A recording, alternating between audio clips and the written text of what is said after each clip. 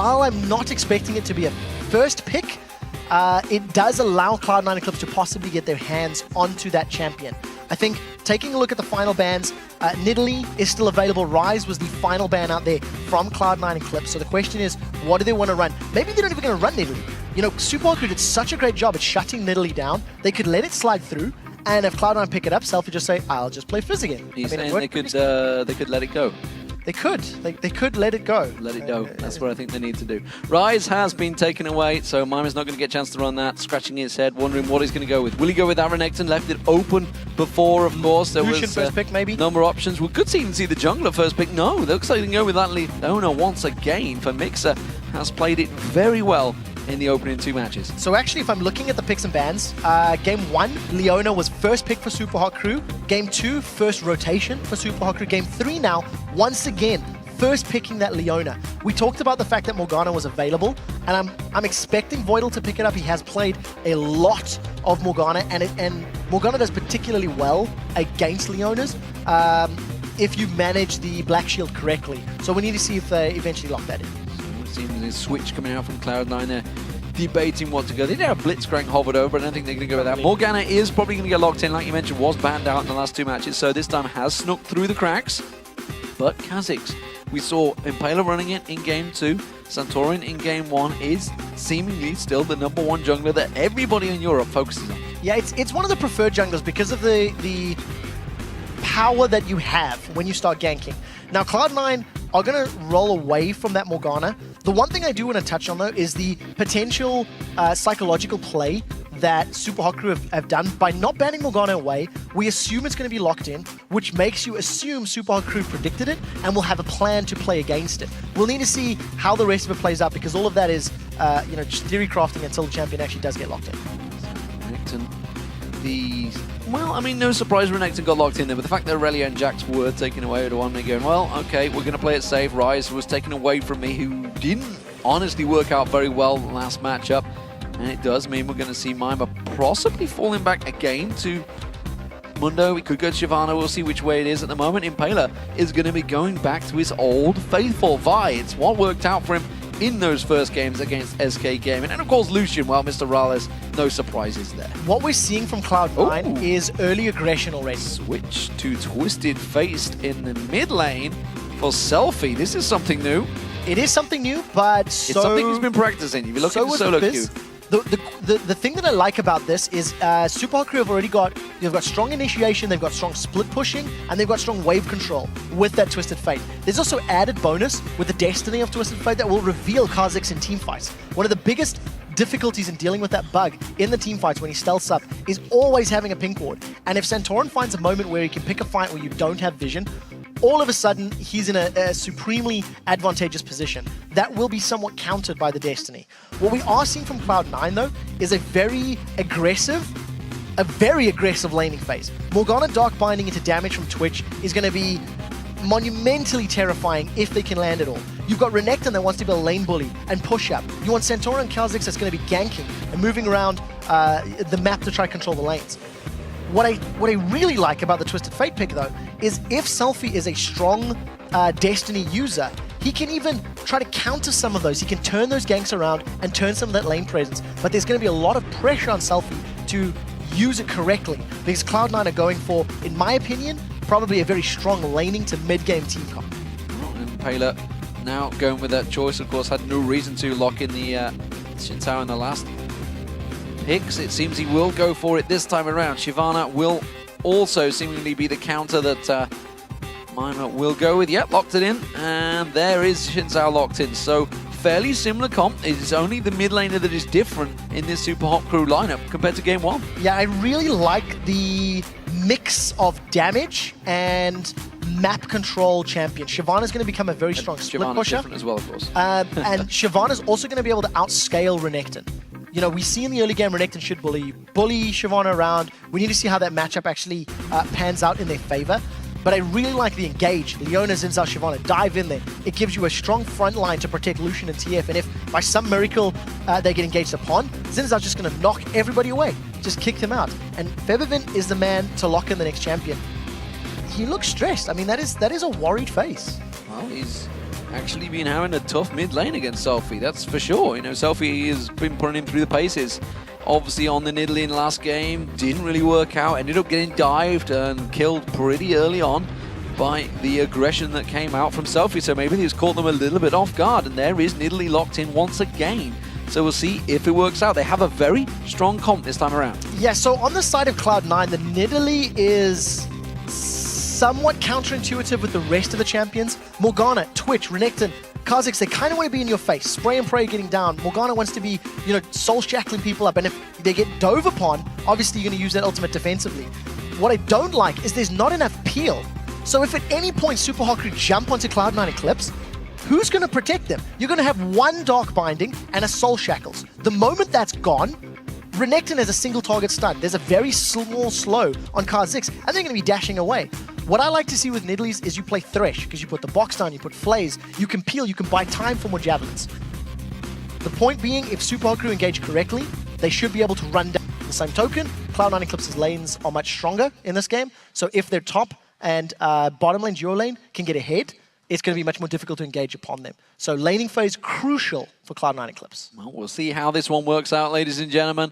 Of course, the first two games have gone to the Super Hot Crew. Can Cloud9 Eclipse turn this one around? It is all on them now. Super Hot Crew, they are 1 foot in towards the summer LCS. Can they complete the job, or will overconfidence become a problem? Nerves definitely a problem right now for Cloud9 Eclipse. You see Hyanan there nearest your screen next to Voidal.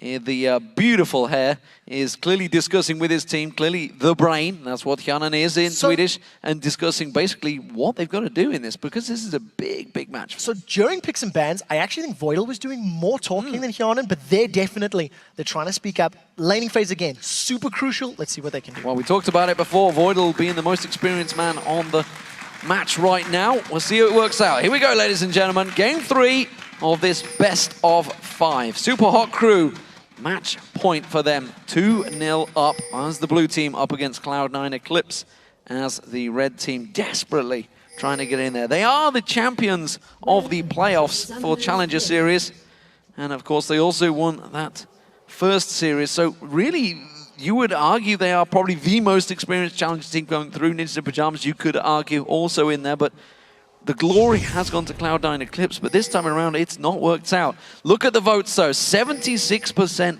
for the Super Hot Crew there. Big swing in their favor now after those first 2 games. They've mirrored their initial vote. Initially, it was 74% in favor of Cloud9 from the website poll. Now 76% in favor of Super Hot Crew. And the way that they've been playing, I'm surprised it's not higher. One thing I do want to note about those lanes, it's only the top and the bottom lane that I feel is going to do very well early on for Cloud9 Eclipse, because Nidalee, of course, pre-6, no wave clear, going to be dealing with a Ghost Flash Twisted Fate. So if at any point Febiven gets shoved into his lane, Selfie's going to have a lot of time to roam. And once again, I'm going to add the disclaimer. Selfie's going to have the onus to use his ultimate correctly, because he should be able to control the wave, he should be able to push Febiven backwards, and he should be able to, in theory, get to a place where he can ultimate and try help out those slightly weaker lanes of his team. First time we're seeing, well, not a first time, we're seeing another invade. This time around, Super Hot Crew pretty committed. It may end up just being a buff steal, though. But this is a different type of buff steal, because this is a blue for a red, and Super Hot Crew, you would expect, Impaler, of course, is going to have to back away, and they actually may well meet each other in that tri-bush. We'll see how this one works out. Here we go. There's the blue steal coming out. Santorin's going to be taking that one. They're going to cross themselves their paths. Duos for Hyanan duos. snuck in. Hyanan's got through. He's got vision. They know now that the red buff will have been stolen away. Will they manage to get some damage down? It is going to be Mixer that takes a quick burst of damage. Xin Zhao, Impaler in that mid lane, is going to have Santorin on him any second now. He's going to come around there. He has taken away the large Wraith. He's going to get the 3-talent strike, but look at that. The unseen threat doing the damage from Santorin. And just like that, Taste of Fear works down wonders on Impaler. Level 1 versus level 2. The buff steal, not worth it at all, because it ends up in Santorin's hands, plus the first blood, plus the experience on that side. Impaler may be playing a little too greedy. Truthfully as well, you don't expect an invade. You generally, you know, the standard is red for red. But the problem is, the minute that top lane saw Twitch coming out, that bush, they knew that this was changing around. They knew that chances are there was just a blue buff steal. but there was seemingly no warning, no Very good communication, point. because there was two people stood together. Mima backed away. They didn't communicate, didn't protect each other, and just walked away. Hadn't put 2 and 2 together, and I just think greed. I really think that's just straight up greed. Maybe Impaler underestimating how long it was going to take him to do the Wraith Camp, or whether it's just, poor communication. So Santorin with a strong start, got himself that first blood. He's going to get towards his Spur of the Elder Lizard somewhat quicker. Keep in mind, though, that the earlier the first blood is, the less value it is. So pre-4 minutes, God, what was the timestamp on that actual kill? 2:29. So it was roughly 50% of the starting value. It scales from 60% of the value at 2 minutes, all the way up to full value at 4. Mima may well be the next focus target. There's Odoamne, gets the stun down on towards him. Santorin, by the time he gets here, he's well out of position. It's like he was lagging on land there. I just didn't think it was possible, but there we go. I think he didn't cancel the spell cast, which he had already channeled. So half-hearted attempt. Mixer going aggressive on Hyanin. But this is what we sort of expected. You'll notice that both Mima's being shoved into his lane naturally, into his tower naturally, and Hyanin and Voidal are playing very aggressive on Mr. Rolls and Mixer. And we should talk about, obviously Mixer's, the fact that he's been going with this Leona constantly, which is why they're banning out Morgana, because Morgana's considered the hard counter to Leona. In theory. Well, now, obviously, Class, we've seen different plays from NIF, obviously completely proving the theory wrong and completely outplaying the... This is a very big discussion point, because in my opinion, it's a skill matchup, right? Leona's going to have the option to Zenith Blade a target. If that target has a Black Shield, it means they don't get rooted, but the Zenith Blade still gets channeled, right? So you still follow onto the target. You can then switch and use your Q on Leona, the Shield of Daybreak, to stun a different target. Or alternatively, if you time it well enough, just wait for the Black Shield to time out. So we've seen the matchup go either way. We've seen Morgana's beating Leona, and we've seen Leona's beating Morgana's. And it just comes down to your individual talent skill, and targeting. But timing. I would say, in a standard play, that is how it works out. I Of would course, agree we with have that. seen NIF doing the old classic. We've seen it in North America as well. You do the Zenith Blade, you flash over and actually do the stun on the opposite person you jumped on towards. We'll see how it works out. Impaler ready and waiting. They're going to go aggressive. Mr. Rale's caught out. Mixer's gone deep, expecting the support. Nobody came. Yeah, Dark Binding on Mr. Rolls is just keeping him too low. He can't really commit to the fights. Falling slightly behind on CS. And we did see Impaler nearby.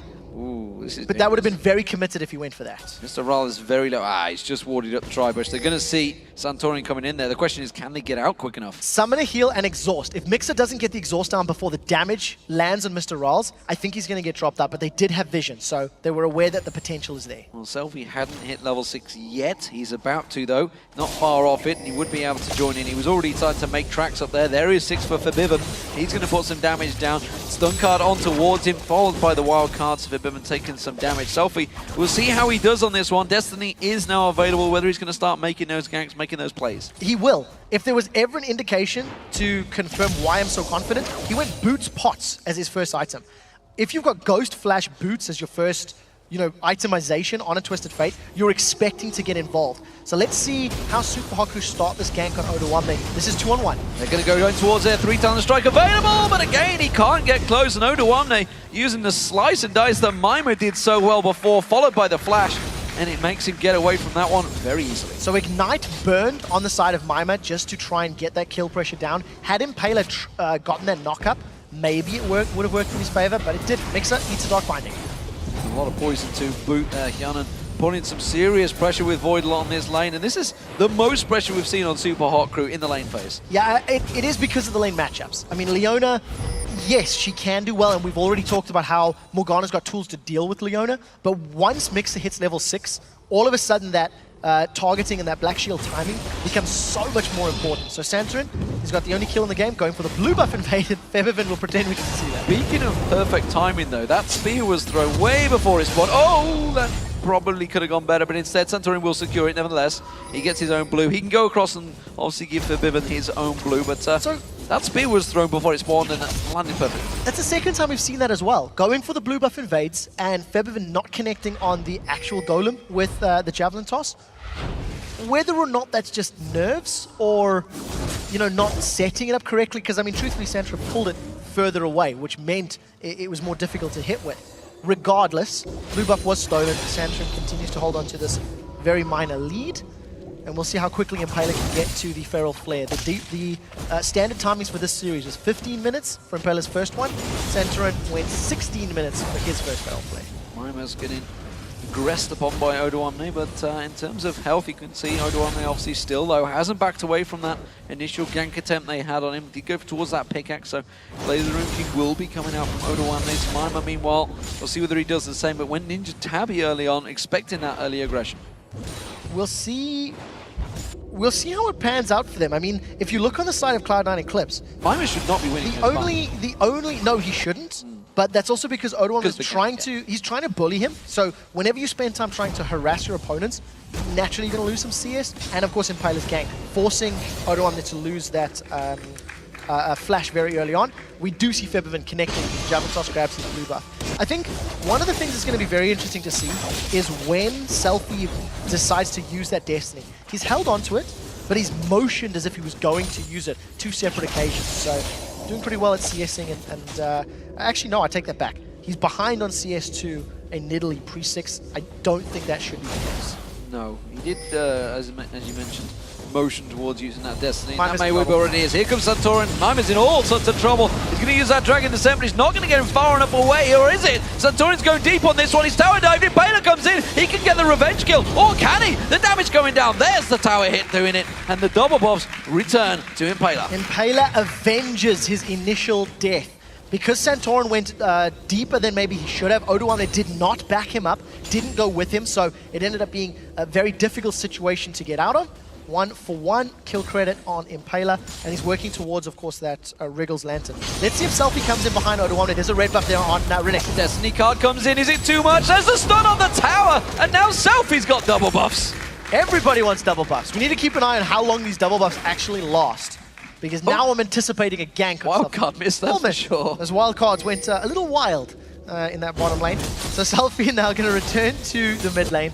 That's actually the second time we've seen those sort of gank situations where Impaler or Mima have underestimated their opponent. You know, they've gone in for that 2v1 situation and ended up giving up a kill, whether it's because of timing or something else you can, of course, argue. Tiamat now built up by Odoamne. Could argue that if it had backed up originally with Santorin instead of diving in the tower on his own, he would have secured himself 2 kills there. Here we go. Mixer getting caught out there, but he can quick. Culling being used onto Voidland, actually doing some very good damage. He has got that BF sword on him, but of course, not a great deal of armor on Voidle's part, just that health regen. But Super Hot Crew, they're going to try and start these rotations. Pink Ward's going to get cleared out, and Impaler actually putting Pink Ward of his own down in that bush and still keeping themselves safe. I like the positioning from Impaler. Had anything happened in terms of ganks or had Santorin jumped in there, then you could have seen a situation where they could have done a counter gank. Regardless, it didn't work out that time round. Pink Ward was cleared, and you'll notice that Selfie has gone for the Sheen. I'm expecting the Lich Bane as the first item, which is somewhat non-traditional, but again, it's just going to play movement speed, tower pressure, and side lane gank. Oh, this is maybe the first dragon of the game for Cloud9. Definitely the first dragon of this game. I'm thinking the first dragon of maybe the series, I'm not too sure. Certainly the first one around, because it's been Super Hot Crew that have been securing that first dragon for the last 2 games. Cloud9 Eclipse warding out that bush, and rightly so, because Impaler is looking to try and push towards his top turret, the first one of the game, possibly for Super Hot Crew. Very smart play to get the dragon on the side of Cloud9. It was once a very smart decision. We do see tower falling in the top, bottom and lane. It looks like they want to dive onto Mima. Santorin's denying the minion wave. They're going on him. They're going to go towards him. Mima going to use that Dragon Descent. He's going to try and run away, keep the distance from Santorin, who has taken a couple of tower hits here. Mima's done a good job, but the damage coming out for Odoamne, now that he's got, of course, that on Tiamat on towards him, is too strong. We did see a little bit of motion. Mima, though, using that burnout, trying to get the distance! And he gets away with it. Very well played, Mima. The Ninja Tabby is a very big reason as to why he got away. All those auto attacks that were threaded in between the spell costs had the damage reduced. Giant Spell early pickup as well, in addition to the bonus armor and magic resist you get from Dragon's Descent, means he actually tanked for a very long time. Odoamne and Santorin were never on Mima for a prolonged period of time. It was one or the other, really trying to shut him down.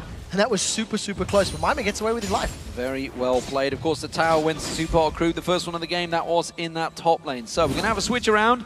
It is going to be Mr. Alice and Mixer making the way down towards his bottom lane now. We will see Mime. He's already up towards that top half of the map. Selfie in its mid lane, still falling behind on Forbidden on this farm. And Yanan, he's trying to stealth his way into lane, but, well, you can already see Selfie's backed the hell out of that. So it's kind of weird to see Hyonan making that sort of stealth gang play with a Bloodthirster.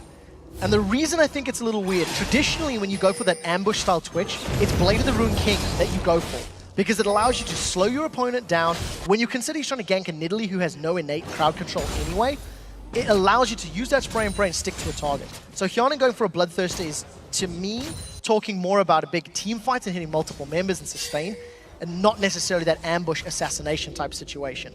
Santorin, once again, trying to make a play on Mime. Mime does not have Dragon's Descent yet, but I think he's going to get away. He's got the burnout running, he's got a tower. Santorin's going to put some good damage down towards him. Destiny comes down, they're going to try and reverse this one. Dangerous, dangerous stuff. Spray and pray being coming out there. It's not rat-a-tat-tat just yet. Instead, they're going to jump on towards Yanan. Yanan with the ignite on him does back away safe. And Impaler, if it had been a little bit closer, could have got damage down, but they have left that mid turret exposed to Febiven. And remember, Destiny reveals Twitch as well as Kha'Zix when they are stealthed up, so Selfie was able to land that gold card the moment he came in.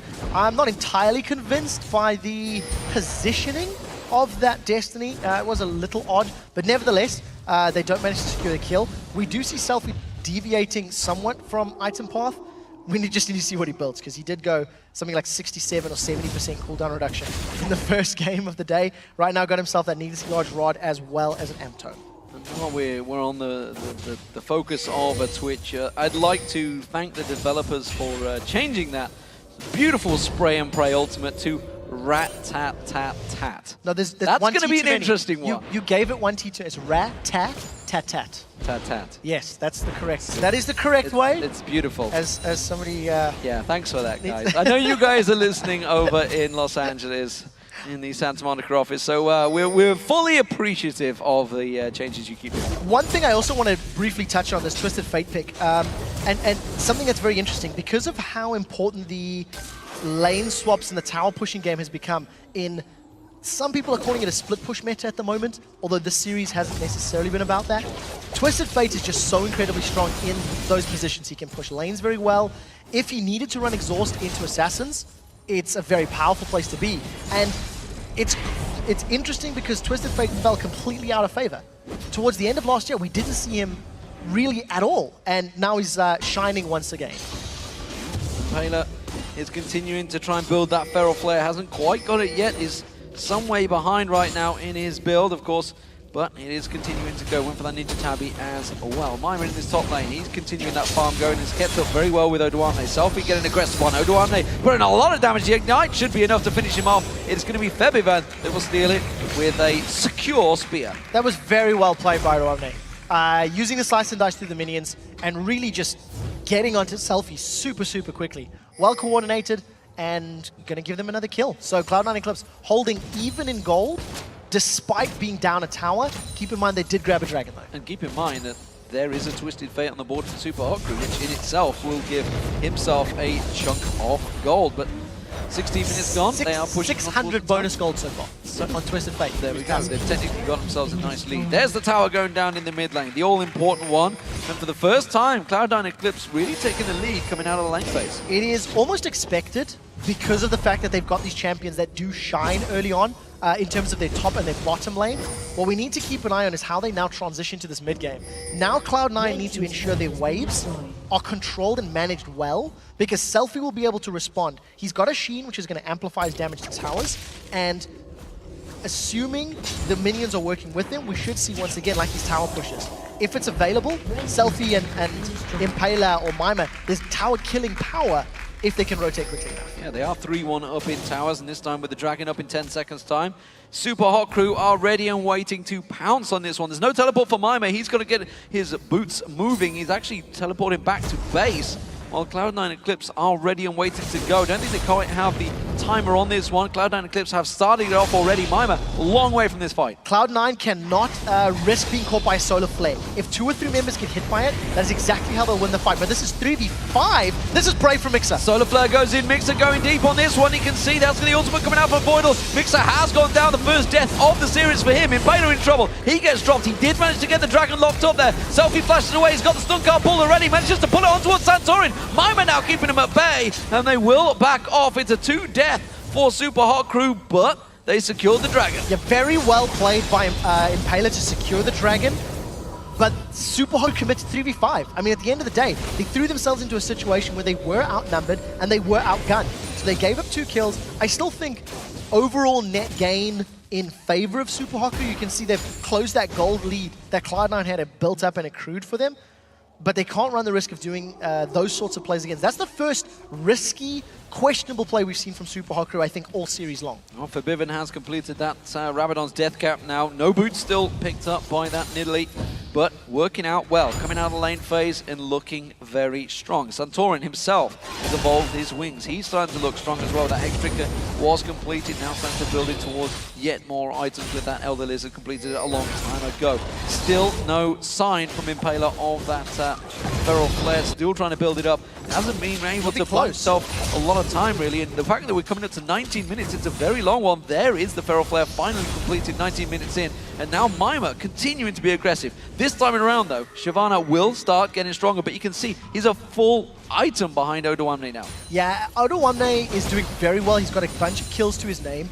At this point, Shyvana's levels and items are going to start swinging more in Shyvana's favor, and there's more tools, I think, in Shyvana's kit to split push. So we'll see if Odoamne can control. They're tracing him down. There's the flash, does manage to catch on towards him. That's going to be the knock-up any second if Impaler can get one step closer, but Mima actually knocked him away from him. And Impaler, he's going to have the cooldown. He's going to get the audacious charge back on towards him. Dominus comes out, slice and dice from Odoamne. Has he got away from this one? He has a great escape, but while this is happening, there's a big push on the bottom. 4 members of Cloud9 are shoving the bottom wave. Selfie is pushing in the mid wave. This could end up being a tower trade for tower trade. Let's see if Mixer and Mr. Rolls can defend. Impaler's running down towards that mid lane. There's going to be the solar flare. That's a 4-man dive from Mixer straight on towards him. Voidal and Hyanan taking a lot of tower damage. Hyanan taking very low from that one. He has to back away. There's the mid inner turret going down. They're rotating towards the top. Mixer and Mr. Rolls defend against 4 members of Cloud9. Selfie is just about to get his destiny available, and 3 members of Super Hot Crew are now on this top turret.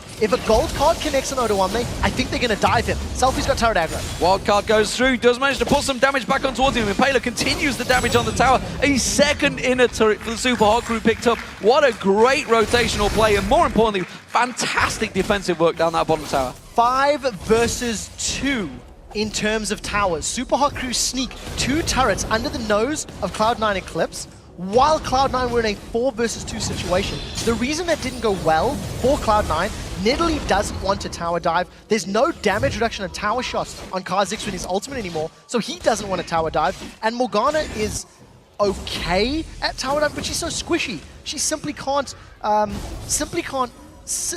take turret aggro long enough to make that work. So at the end of the day, Cloud9 come away in a very poor position. Destiny being used for vision from Selfie. He's going to go down towards that bottom lane, actually back away.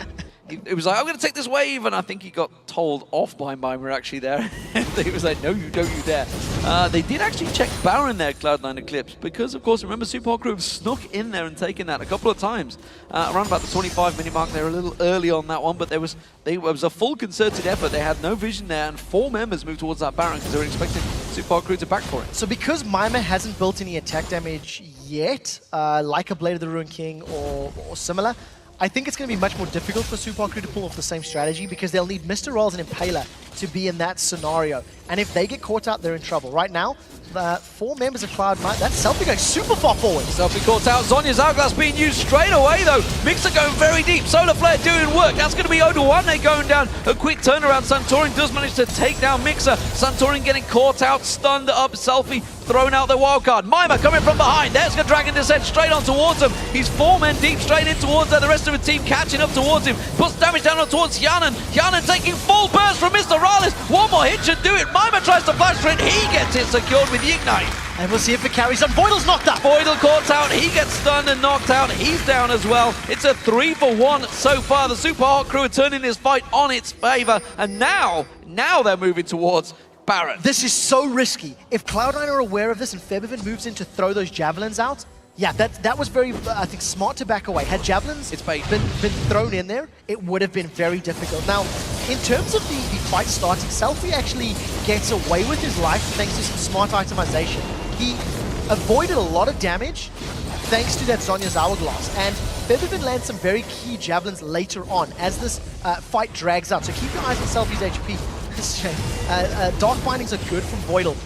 Because Mima's got no Bilgewater Cutlass or no Bladesetter King, he's not a particularly strong threat. Oh, Ignite. Flash for Ignite, which is how Mima managed to grab that one. And basically the long-range skill shots from Cloud9 prevented anything worse from happening because they dealt enough damage, but it was a good response from Super Hot crew. Because nobody got blown up instantly, they could run Cloud9 down, and their comp is just better at chasing, and that's what we talked about. No peel. No peel from Cloud9, teamfights don't go their way. Now they are looking to engage again. Those spears not landing just yet. We did see Febiven landing one on Selfie in that fight. And that's what forced him very low. He'd also just landed one on towards Mixer a moment ago. Cloud9 Eclipse starting out the Baron. Destiny being used, taking full vision of this one. Solar Flare going down. Selfie's coming around the side. He's already on towards Santorin. Santorin very, very low. There's going to be the Zhonyas, but it doesn't matter. Impaler's dived in. Febiven's taken low. Mima finishes the job. Odawane, the next focus. He's going to get bounced by that 3-talent strike. Mr. Rales takes him down. Selfie gets himself another obliteration for the Super Hot crew as they take 4 members of Cloud9 Eclipse down. And the Dragon is available to their choosing. They don't even want it. It looks like they're going straight for Baron. They've got high death timers on the side of Cloud9. That was just such a great team fight. Super Hot crew commit to the team fight. Mima was coming in from the north of the jungle from Cloud9 Eclipse, and Selfie with the super confident Destiny jumps straight into the middle of the team and immediately pulls all the focus. Flawless execution from Super Hot crew, and that was the control that we've seen from games 1 and 2. So Baron going their way from that fight. Mixer, you gotta be careful he doesn't go down. Just getting stacked up a little bit there, but now it is a 6,000 gold advantage built up. Hyanan still pushing his bottom wave in. He may just about get himself time, but I don't think he fancies it. He's, of course, got that stealth mechanic where he can escape, but still got to be careful with that Destiny available by Selfie. Hyanan will back away, and they're going to go for Dragon. It's going to be some gold at least for them, but they've got to be careful because Super Hot crew are already moving in. Yeah, I don't know if Super Hot crew will get there in time, though. So Dragon will be going over uncontested to Cloud9. They've lost their red buff, though, as Mima has actually picked that one up himself. He's going full tank on the Shyvana. I'm still not seeing any attack damage from him, and the only reason I highlight that, had he gone attack damage, one of the best ways to deal with a Nidalee is to engage upon it over and over, and it's something we've seen many times in the past. If you have those aggressive comps, but you don't pull a trigger, you allow yourself to get sieged upon. And because Cloud9 have got so little peel, it's only Morgana that's going to be doing that for them. You dodge one of those Dark Bindings, and if you can wait out the Soul Shackles, there's nothing else to stop you. Nothing else to stop you. So Super Hot crew have just run rampant over Cloud9. Now they've got their items and their levels. The big tank here, like you mentioned. So Super Hot crew move in. They take themselves the blue buff. It will be Selfie that locks that one down. And we see, once again, are we going to have a 4-1 split coming out from Super Hot crew? You can see Mima all in his own in his top lane. He's happy to keep on pushing. Super Hot crew can go for a 1-3-1 if they want to. Shyvana's a great split pusher, Twisted Fate is a great split pusher, and Twisted Fate can rejoin a fight as well. So if Super Hot crew wanted to keep their groups together, I mean, that's Destiny being used from Selfie. Again, just to get vision, have information, and now they're going to push up this inner turret. So very smart play. The champions are going to allow Super Hot crew the map control that they have earned. And thanks to being so beefy, Cloud9 need to land some very good spears if they want to prevent losing their inhibitor turrets in the next couple of minutes. Febiven comes down, but it's only a half-hearted defensive job from Cloud9 Eclipse here, throwing them spears out, trying to prevent really lower the minion count, if anything, which is what we're seeing coming out from Hyanan, trying to clear out the minions, making sure that those inhibitor towers are safe. There's a big wave pushing in towards the top there. Mima's actually rotated around towards the mid lane right now to keep that wave pushing in, and The rest of the Super Hot crew are going to gang up here. They've still got that Baron buff on. You can see Mixer off at the side. They're really wanting to start something off with that Solar Flare. Yeah, if you look at the wards that Super Hot crew have through the jungle, they can't get flanked by Cloud9, and Cloud9 have got very limited wave clear. I think when that Venom Cask is not down, it's going to be very difficult. And Pela took a good chunk of damage there from Odoamne, but it's not going to be enough. He should be regenerating it not too long, thanks to that Baron buff and, of course, the on-hit health that his Feral Flare is going to give him. Selfie's taking a quick burst from Kianan. Odoamne actually taking down a fair chunk of health. Remember, he hasn't built massively tanky this time around. He'd start off with that Tiamat, has got himself the Sunfire Cape and Banshee's Veil now, though. Maimat rotates back towards the top. Again, 4-1 split, continuing this working out there. Selfie's this time taking a spear. And those spears are slowing things down here.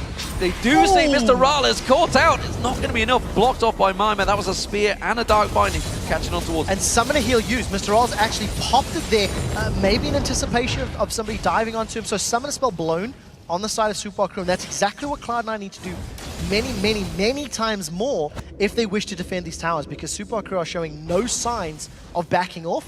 With the minion wave on the bottom and Baron still up for another 20-odd seconds, they will keep sieging when Baron is off.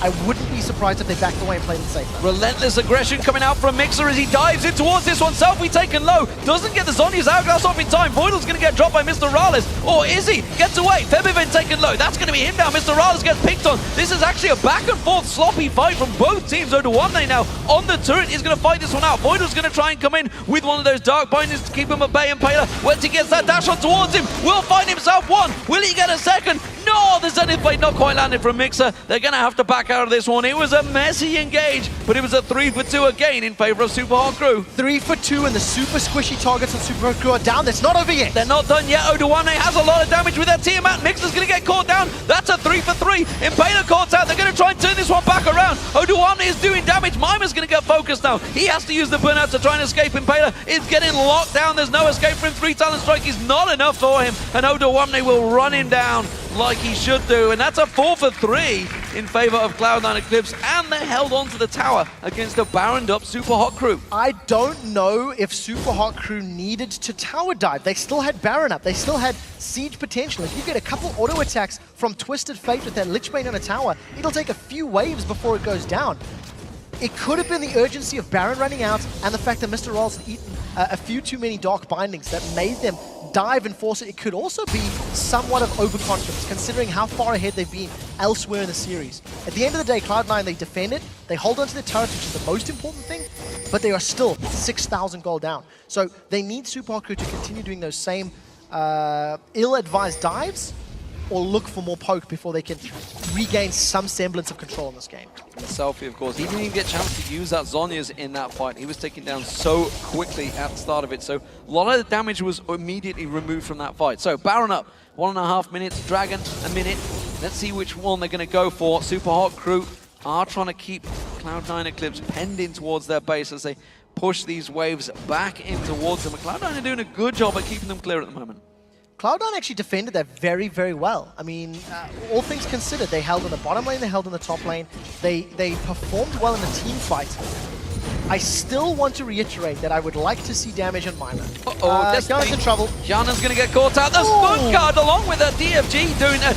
Tell you what, it's not a DFG. There's going to be the Zhonya's being used out there. Lichbane was the one that did the damage. Mr. Rales closes out the deal on towards Febivan. We did also see Kianan going down. Santorin's going to run away. I think they're happy to let him escape though. That's going to be the Stun Guard followed by the damage. There's a double kill as Odoamne goes down. Super Hot crew have themselves 3-for-0 as they push on through to try and close the game out. This is going to be an inhibitor at the very least, and if they get some minion support, they may be able to push down the Nexus turrets. You know what? With Maimer and Impala, they can just tank up those Nexus turrets. It looks like they've done it. Super Hot crew are pushing through. Both inhibitors now go down. Can they close this series out 3-0? They are thinking of backing away here. And they are too excited. Playing it safe. Well, Baron is up, and that's going to be the focus. We got too excited. Death timers were running low. Febivan and Kianan were going to be able to defend that Nexus, and of course, Spray and Pray was available to Kianan. So, erring on the side of caution, Super Hot crew back away. Super minions in 2 lanes. They're going to secure themselves at Baron.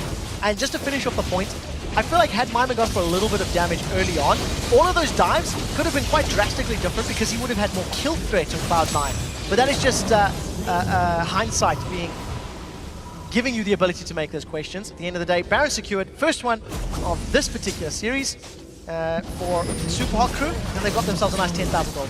Got themselves the turret and the dragon for Cloud9 Eclipse, though.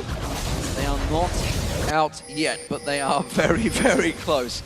It is 2 inhibitors down, just 1 remains, that bottom lane. They have to hold on tight while those super minions push in and the Baron up Super Hot Crew push on through. They've been so tight in these team fights, but the last one, they were simply caught out, picked off, and that's exactly what Cloud9 are looking to do right now. This is going to be so difficult to defend because Cloud9 don't have the greatest wave clear. Voidal is going to get caught out. He's going to be in so much trouble. Destiny's been used. Destiny coming down, Mixer getting caught, but look at that. He's got over 4,000 hit points. He doesn't care. Hyanin in trouble. He gets insta-popped. Now it's going to be Voidal. Culling doing all of the damage. Mr. Raleigh going crazy on this one. He does manage to lock himself down another.